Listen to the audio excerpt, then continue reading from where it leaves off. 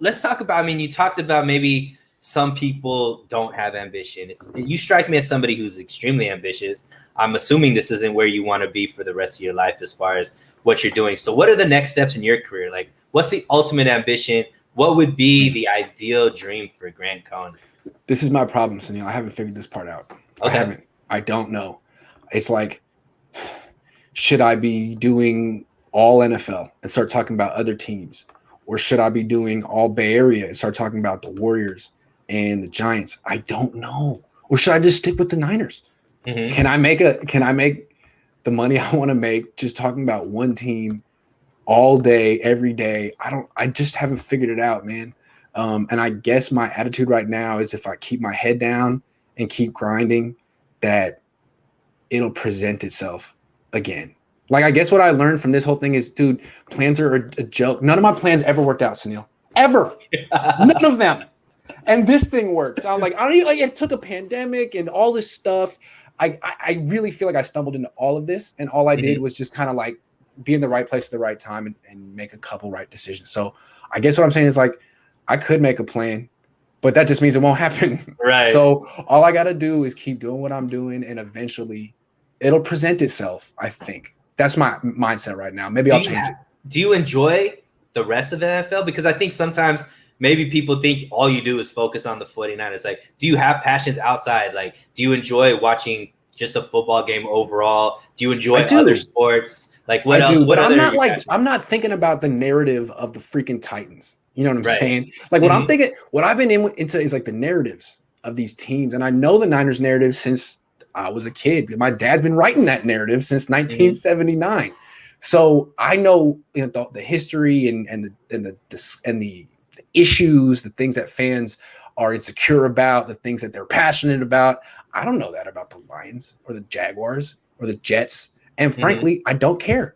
But maybe one day I should. I don't know. Like, I know more about like the Warriors than I do about the Bengals.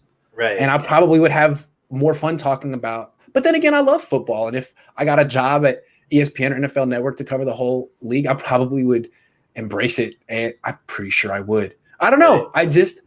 I just don't know, Sunil. Here's the thing. I live in Oakland. I live in the Bay. I got my wife here. I got my family here.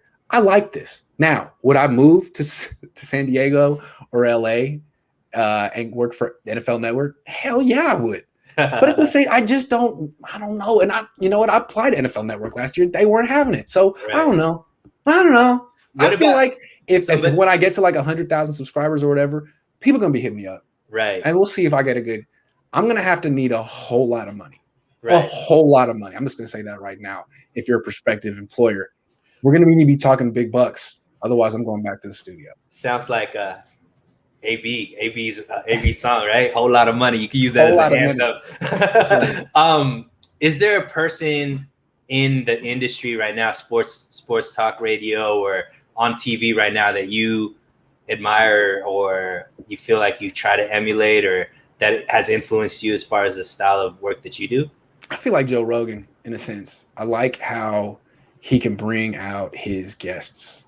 He gets them very relaxed. He doesn't talk very much. He's got this very like relaxed FM style voice, and he gets these really unfiltered interviews with interesting, famous people.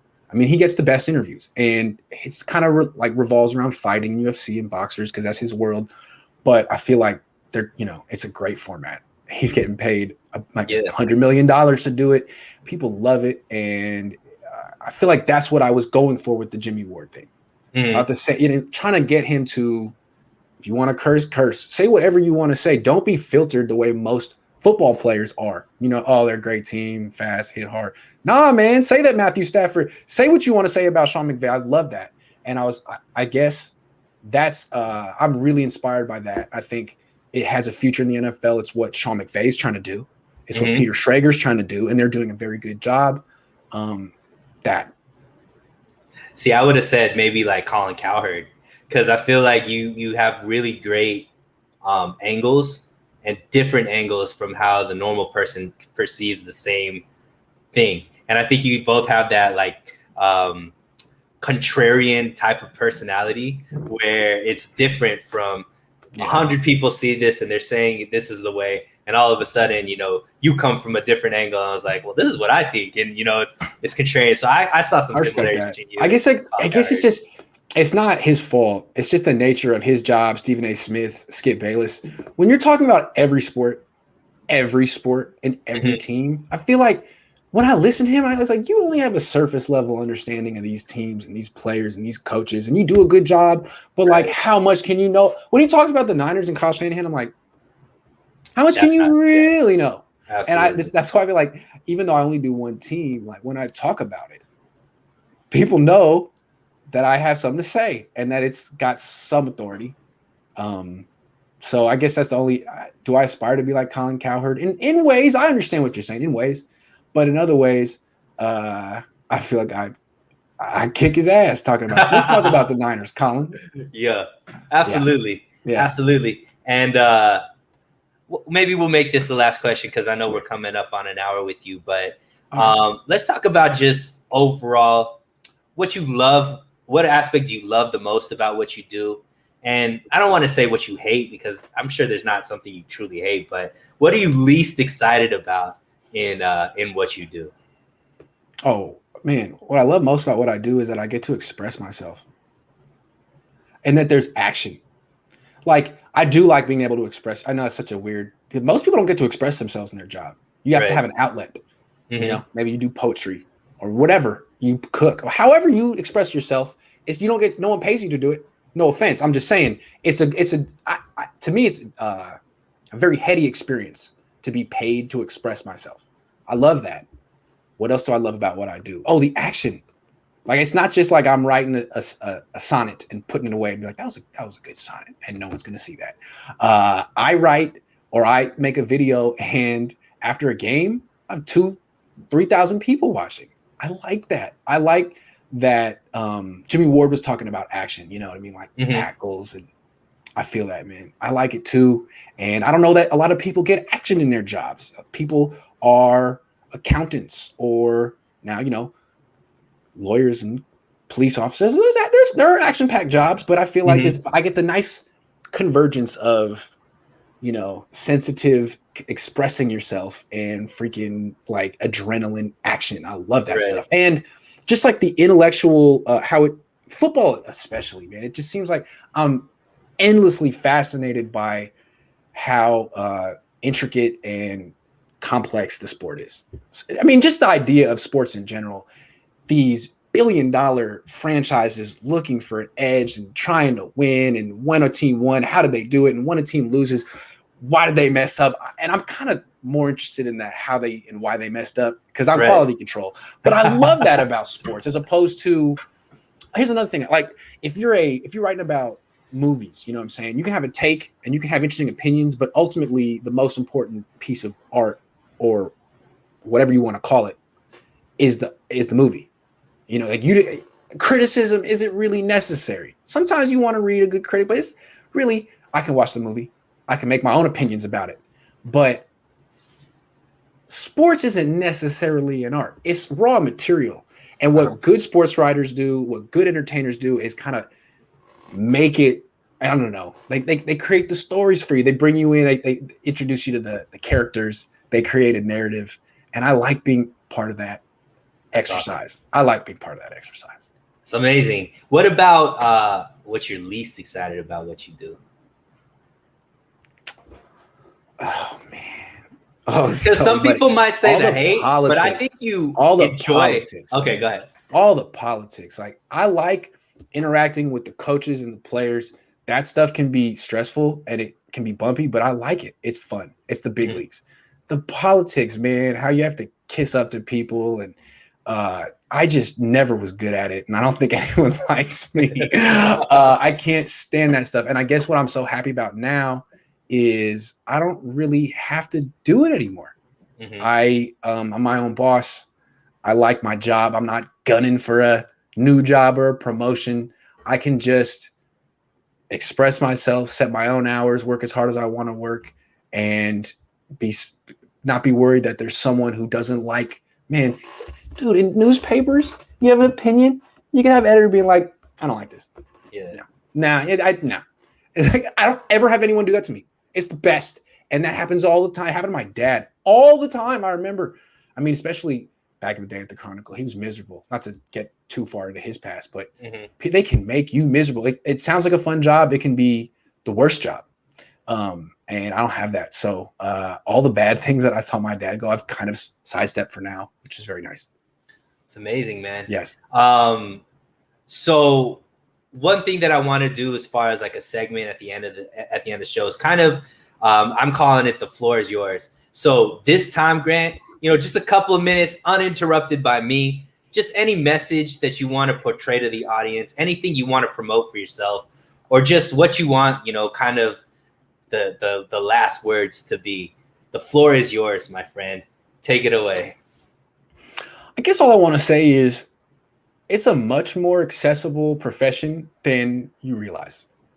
And when I was growing up, basically everyone was saying like, don't do it. Newspapers are dying. Whatever, minuscule amount of jobs there were are dwindling. Don't do this.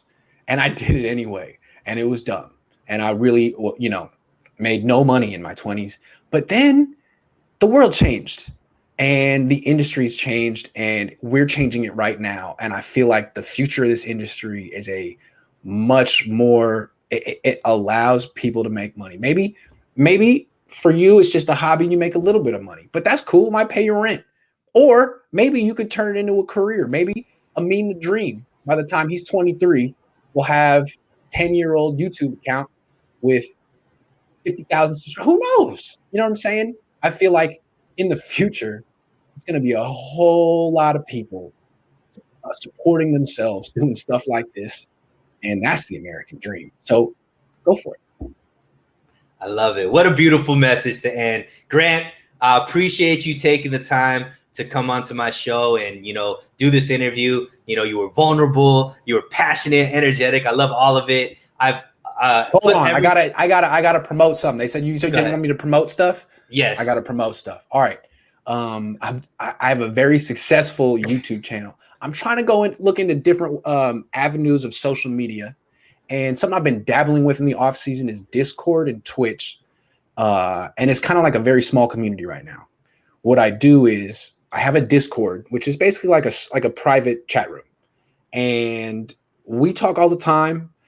Maybe once a day, I'll go in there. We'll have like a Twitter Spaces where we'll all kind of have a discussion, and I broadcast it on Twitch, which most people use to broadcast themselves playing video games. So it's kind of like a random thing to do, but I think it's very interesting. And I think what I'm going to do is use it as maybe a discussion tool after training camp practices. So if you want to check this out, be kind of part of the, Sunil's in there. Are you not in the Discord? I'm in the Discord for sure. If you want to sort of like get to know some of the movers and shakers of the industry and get into the Discord and have some discussions after practices, after games, during the week, subscribe to my Twitch, which costs money, but is free if you have an Amazon Prime account. What you do is you go to Amazon Prime Gaming. I do this in like fast motion talking like they do. Amazon Prime Gaming, you sign in with your Amazon account, you click activate Prime Gaming, you go to my Twitch, subscribe, click free. That's it. And then I'll send you a link to the Discord and you can interact. It's a whole different level of interaction that you would get anywhere else. I don't know. We'll see what happens. It's fun, and you could kind of like level up in there too. So you keep trying to figure out how to get to the next level. It's pretty and you fun. Never know. I might just buy a PlayStation one day and broadcast myself on Twitch playing Madden. We'll see. I don't know. How was your Madden game? How was your Madden game? I haven't played since Michael Vick was on the cover, so probably not good. I love it. Yeah. I love it. Well, I put Grant's YouTube channel in the description. If you haven't subscribed there and you're a 49er fan, what are you doing with your life? That is a must subscribe. So go ahead, get in there, subscribe. Grant's always putting out very, very good content. Once again, Grant, thank you so much. I have to say, I appreciate you so much. You have given me that extra push to make this platform, make my own channel, and connect me with the right people to make it go. So I truly appreciate you. Even though you're younger than me, I still look up to you, big dog. Well, I look up to you too, big dog. Thanks for having me on. This was a hell of a show. I appreciate it, man. You got a great channel. Make sure everyone who's watching, subscribe.